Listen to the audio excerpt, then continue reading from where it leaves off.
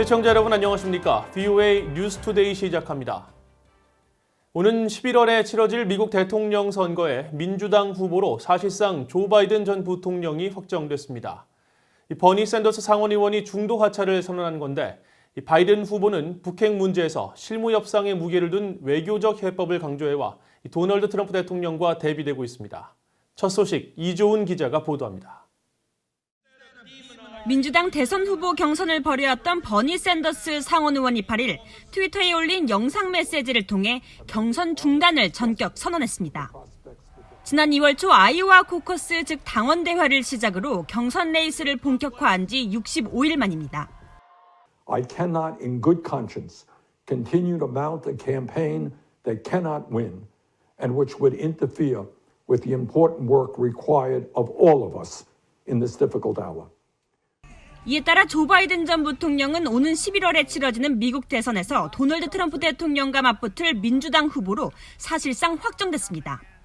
정권 탈환을 노리는 바이든 전 부통령의 외교안보 분야 공약의 큰 틀은 이른바 새로운 시대를 위한 군축 공약의 갱신입니다. 특히 북한 비핵화 문제와 관련해선 트럼프 대통령의 톱다운 방식과 달리 실무 협상을 강조해왔습니다. 캠프 공식 웹사이트에도 북한 문제와 관련해 협상가들에게 힘을 실어줄 것이라고 밝히면서 동시에 동맹국은 물론 중국 등 국제사회와의 공조를 통한 조율된 대북 캠페인에 시동을 걸겠다는 공약을 제시했습니다. 앞서 지난해 중순 선거 유세 때는 북한의 김정은 위원장을 폭군이라고 부르면서 트럼프 대통령과 차별된 모습을 부각시켰습니다. Are we a nation that embraces dictators and tyrants like Putin and Kim Jong-un? We don't, but Trump does. 부통령에 재임하면서 오바마 전 대통령과 긴밀하게 정책을 추진했던 바이든 후보는 당시 외교안보부처 고위 당직자들이 현재 선거 캠프에 모여 있습니다. 토니 블링컨 전 국무부 부장관이 외교안보 정책 자문 총괄을 맡았고 니콜라스 번스 전 국무부 정무차관도 외교안보 고문으로 합류했습니다. 트럼프 대통령과 차별화를 앞세우고 있는 바이든 후보가 본격적인 대선 레이스에서 북핵 문제를 둘러싼 한반도 정책의 어떤 구체적인 제시를 할지 주목됩니다. VOA 뉴스 이존입니다.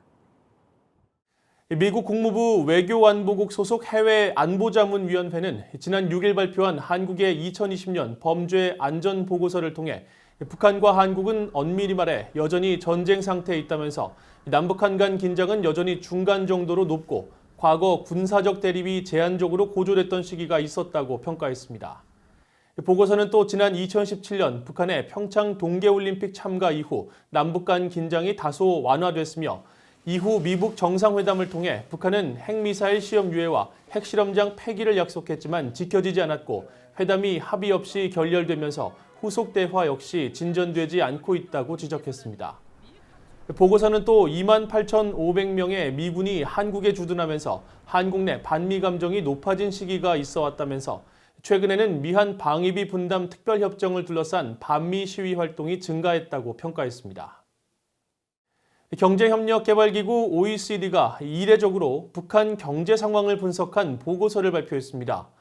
북한의 계획경제와 시장화가 뒤섞인 상황에서 시장경제로의 전환이 진행되고 있지만 신뢰할 수 없는 통계가 문제라고 지적했습니다.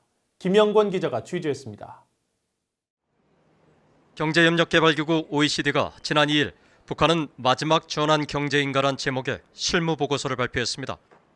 47쪽에 달하는 이 보고서는 제한적이고 부정확한 통계에도 불구하고 북한 경제는 시장경제 체제로의 전환이 이뤄지고 있다고 평가했습니다.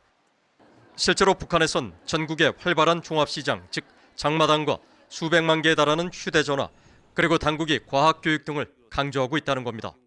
It's really a hybrid economy with strong elements of state and military control, and at the same time a lot of bottom-up private initiative.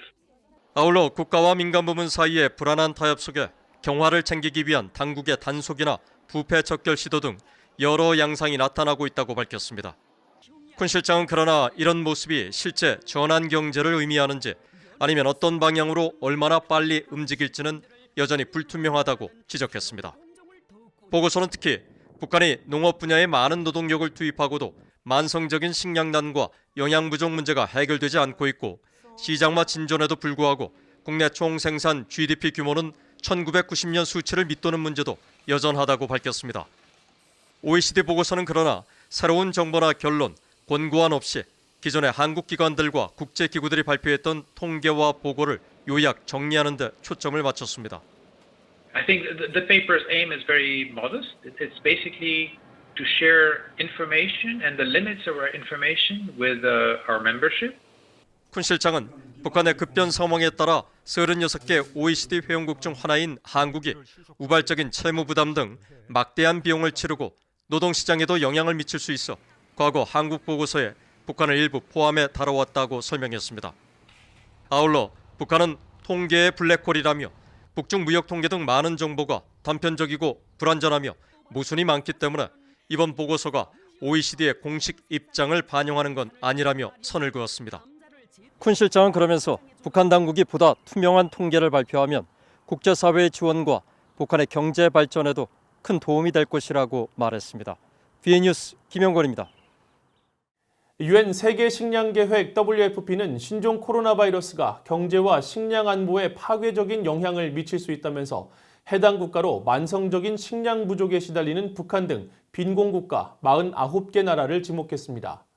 세계식량계획은 지난 3일 발표한 보고서를 통해 신종 코로나 바이러스는 빈곤국에게 미칠 경제적 결과가 질병 그 자체보다 더 파괴적일 것이라고 경고하며 이같이 밝혔습니다. 세계 식량계획은 이어 위험에 시달리는 49개 나라에 약 2억 1,200만 명이 만성적인 식량 부족에 시달리고 있고 9,500만 명은 극심한 식량 부족을 겪고 있다면서 이 중 북한에는 주민 1,022만 명이 만성적인 식량 부족에 시달려 영양 결핍 상태에 있다고 밝혔습니다. 미국과 영국 정부 내 사이버 보안 담당 기관들이 신종 코로나 바이러스 사태를 틈탄 사이버 범죄가 당분간 지속될 전망이라고 경고했습니다. 미국 국토안보부 산하 사이버보안국과 영국 사이버안보센터는 8일 보고서를 통해 정부를 사칭한 코로나 지원금 지급 문자나 세계보건기구 WHO 사무총장을 사칭한 이메일 등 악성 소프트웨어들이 유포되고 있다며 이같이 경고했습니다. 특히 악성 범죄자들은 코로나 사태에 대한 호기심이나 우려 등 사람의 심리를 이용하고 있다고 밝히고 신종 코로나 바이러스 대유행 상황이 몇 달간 사이버 범죄에 계속 이용될 수 있다고 예측하면서 관련 사이버 범죄에 대한 경계를 촉구했습니다. 이상으로 VOA 뉴스투데이를 마칩니다. 시청해주신 여러분 고맙습니다.